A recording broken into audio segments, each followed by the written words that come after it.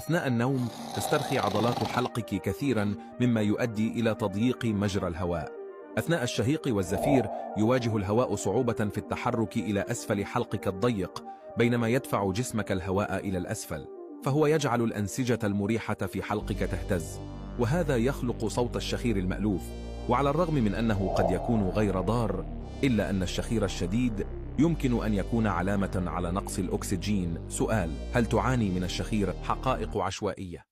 إذا كنت تستخدم شريطا للمسام، فإن الشريط اللاصق يزيل الرؤوس السوداء من أنفك بقوة، ولكنه يجرد الجلد أيضا من زيوته الطبيعية مما يعطل حاجزه الواقي.